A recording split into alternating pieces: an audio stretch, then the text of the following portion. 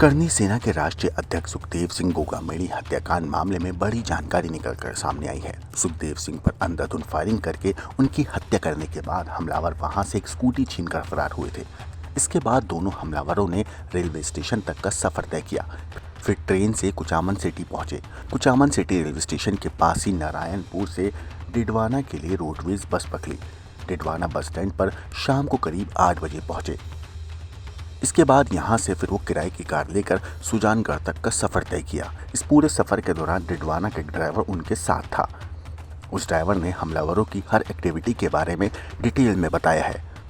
अब आप भी सुनिए आखिरकार सुखदेव सिंह गोगामेड़ी की हत्या करने वाले हमलावरों के बारे। अब आप भी सुनिए कि सुखदेव सिंह गोगामेड़ी की हत्या करने वाले कातिलों के बारे में और उनकी पूरी एक्टिविटी के बारे में कैब ड्राइवर ने क्या कहा। प्रदेश में इस समय सबसे ज़्यादा चर्चा का विषय वो है सुखदेव सिंह गोगामेड़ी की हत्याकांड और उसके 2 आरोपी जो घटनाक्रम पूरा करने के बाद वहां से फरार हो गए थे। फरार होकर कहां चले गए, पुलिस उनको लगातार तलाश कर रही है। 5 लाख का दोनों पे 5-5 लाख का इनाम भी रख दिया है, लेकिन आरोपी अभी तक पुलिस गिरफ्त से दूर है। लेकिन वो दोनों आरोपी हमारे साथ जो युवक बैठा है उनके बिल्कुल करीब से निकले हैं। इनके साथ आधे घंटे का सफ़र भी किया है, लेकिन इनको पता नहीं था कि वो कौन है, कहाँ से क्या करके आए हैं। इन्होंने केवल गाड़ी किराए पे की और 1500 रुपये किराए के लिए डीडवाना से सुजानगढ़ तक छोड़ दिया। परसों रात को क्या हुआ था, कैसे आपके संपर्क में आए और कैसे आप वहाँ उनको छोड़ के आए?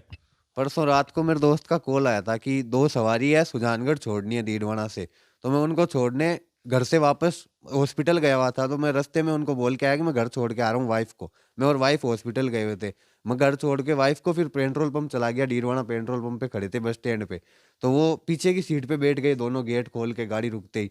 और मेरे जो 2 दोस्त थे जिन्होंने मुझे कॉल किया था कि इनको ड्रॉप करना है, तो उनको मैं बोला कि आप साथ चल लो, सुजानगढ़ पास में ही अभी छोड़ के आ जाएंगे। रात का टाइम है, 2 लड़कों को अकेले कैसे ले जाऊं। तो वो दोनों साथ चल दिए मेरे। फिर हम जैसे ही रवाना हुए तो पेट्रोल पंप आया लाडनू पुलिया के पास में। वहाँ पे उन्होंने 1500 रुपये किराए के दे दिए। वहाँ हमने तेल डलवाया, फिर हम सुजानगढ़ की ओर चले गए। हम जैसे ही लाडनू पहुँचने वाले थे तो वहाँ उन्होंने बताया कि हमें चूरू छोड़ दो, सुजानगढ़ छोड़ दो, हिसार छोड़ दो, सालासर छोड़ दो। वो अलग अलग नाम ले रहे थे, अलग अलग जगह का। तो मैं बोला आप इससे अच्छा हिसार जाना। मैं बोला आपको जाना कहाँ है? तो बोला हिसार जाना है। बोला हिसार जाना तो आप ट्रेन से चले जाओ सुजानगढ़ से।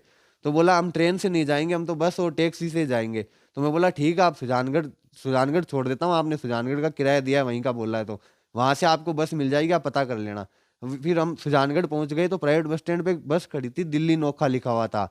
तो उन्होंने बोला कि दिल्ली की बस है, यहीं रोक दो। तो हम वहीं बस के पास में गाड़ी रोक के उनके साथ चले गए तीनों। तो वो कंडक्टर से बात कर रहे थे कि हमें हिसार जाना है। तो कंडक्टर ने बोला यहाँ से डायरेक्ट कोई हिसार की बस नहीं है। तो फिर वो बोले कि दिल्ली से फिर रास्ते में धारोएड़ा उतर जाएंगे, धारोएड़ा चल देते हैं। दोनों आपस में बात कर रहे थे और ऐसे बात कर रहे थे कि कहीं फ्लाईओवर पे उतर जाएंगे धारोएड़ा वाले। तो कंडक्टर ने बोला हाँ वहाँ उतर जाना। फिर हम वहाँ उनको छोड़ के हम इधर चले आए। आपको कहीं भी कोई एहसास नहीं हुआ? आपको कैसे पता चला कि वो इतने बड़े अपराधी है? सर जैसे कि मैंने बताया, मैं हॉस्पिटल गया हुआ था। तो वहां से आने के बाद में हमें इस घटना का शाम तक नहीं पता था। जब तक मैं रात को वापस घर पे आ गया तब तक नहीं पता था। हम फ्रेंडली बात कर रहा था वो हमसे कि मैं मकराना का हूँ, एक दूसरा बोल रहा था कि मैं महेंद्रगढ़ का हूँ। फ्रेंडली थोड़ी देर बातें हुई, फिर मैं गाड़ी में सॉन्ग स्टार्ट कर लिया और हम रवाना हो गए वहां से। फिर सुजानगढ़ उतार दिया। मैं वापस आया घर पे, रात को 11:30 पौने 12 हो गए थे। तो मैं सो गया आके। फिर सुबह उठा तो हमारे शॉप पे कोई नहीं गया था, हमारे शॉप पे। तो मैं बोला गए क्यों नहीं? बोला मार्केट बंद आज, कल ये ऐसी घटना हुई थी वहाँ जयपुर में। तो मैं न्यूज़ देखने लग गया। फिर घटना सुन के स्टेटस देखा तो स्टेटस में कैमरा रिकॉर्डिंग वीडियो लगाए हुए थे कोई। तो मैं उसको झूम करके देखा उस वीडियो को। तो फिर मुझे याद आया तो वही लड़के हैं जो मैं रात को इनको ड्रॉप करके आया था। फिर मैं सारी घटना अपने घर पे बताया कि रात को ये लड़के मेरे साथ वहाँ गए थे, मैं इनको ड्रॉप किया था। तो फिर मेरे घर वालों ने बोला कि अंकल जी के पास चला जा, कजन अंकल है। तो मैं उनके पास गया था तो घर पे ताला था, वो शादी में गए हुए थे पास वाले गाँव में। तो फिर मैं घर आ गया। मैं वापस गया शाम के टाइम उनके पास तो कोई नहीं था फिर भी वहाँ पे। तो मैं उनको कॉल लगा लिया, मैं अंकल जी ऐसी बात है, मैं फ़ोन पे बता दूँ क्या? तो उन्होंने बोला बता दे। मैं सारी बात उनको बताई कि ऐसी घटना हुई थी, वो लड़के यहाँ से यहाँ तक मेरे साथ गए थे। तो उन्होंने बोला तुझे हेल्प करनी चाहिए पुलिस वालों की, तू थाने में चला जा सीआई साहब के पास में। तो मैं थाने में जा रहा था तो रास्ते में वो जिस लड़के ने मुझे कॉल किया था वो मिल गया। मैं उसको सारी बात बताने लग गया कि हम थाने में चलते, वो लड़के ये थे रात को। तो फिर वहीं पे एक पुलिस वालों की गाड़ी आ गई और हम उनके साथ में एसपी ऑफिस आ गए पूछताछ के लिए। आपको जिस तरह से आपने उन लड़कों को देखा तो उनका हुलिया कैसा था? क्या वो वीडियो में जो कपड़े पहन रखे थे उसी टाइप के कपड़े थे या कपड़े चेंज हो गए थे? सर सेम कपड़े थे उनके, वो जस्ट वो जो एक पतला सा लड़का वीडियो में दिखाई दे रहा है वो चेक शर्ट में, उसका सिर्फ जैकेट नहीं था जब हमारी गाड़ी में बैठा था, गले में एक मफलर था उसके, और दूसरे वाले के टोपी लगाई हुई थी सर पे। बस यही हुलिया था उनका गाड़ी में बैठते टाइम। कपड़े सेम थे वीडियो में जो थे, सिर्फ जैकेट नहीं थी उस पतले वाले लड़के के। उन्होंने कहीं भी कोई अपनी बातों में जिक्र नहीं किया कि जब राजस्थान में इतना बड़ा घटनाक्रम हो गया, इतना बड़ा कांड हो गया, इस बात को लेकर भी आपने या उन्होंने कोई बात नहीं की? नहीं सर, हम दोनों ने ऐसी कोई बात नहीं की। मैं तो नॉर्मल था, मैं उनसे पूछ रहा था, वो एक बोल रहे थे, मैं बोला आप एक हरियाणवी लैंग्वेज बोल रहे थे, मैं बोला आप कहाँ से हो, बोला महेंद्रगढ़ से। तो एक और मकराना के थे, मैं बोला आप कहाँ से हो, बोला मकराना से।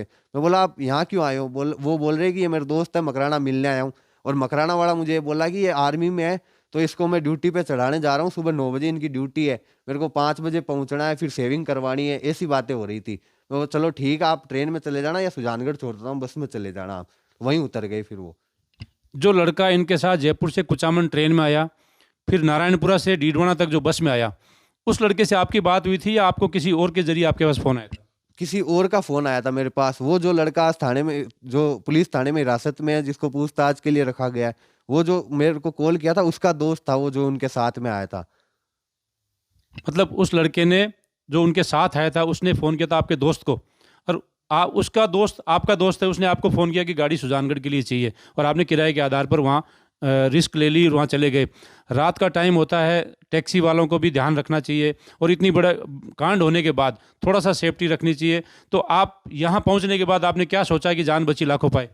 मैंने यही सोचा था, अगर मुझे ये पता होता ना कि वो ऐसे इतने बड़े अपराधी है, मुजरिम है, तो मैं जरूर कुछ ना कुछ करता उनको पकड़वाने के लिए। रास्ते में आरटीओ वाले भी थे, शायद मैं उनके पास में गाड़ी रोक देता, और सुजानगढ़ बस स्टैंड पे पुलिस पीसीआर भी खड़ी थी, वहां बोल देता मैं जाके, या बस में बैठने के बाद में डीडवाना थाने में आके बता देता कि इस बस में वो गए सुबह, कल बात हुई थी कि 4 बजे उतरे हैं वो सुबह।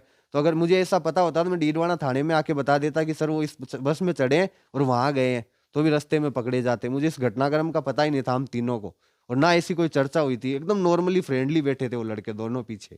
आपका दोस्त एक था, वो गाड़ी की पिछली सीट पर उनके साथ ही बैठा रहा, दूसरा आपका दोस्त था वो आपके आगे वाली सीट पे, मतलब आप 3 दोस्त मिलके उन दोनों को सुजानगढ़ तक छोड़ कर आए थे? हाँ जी सर।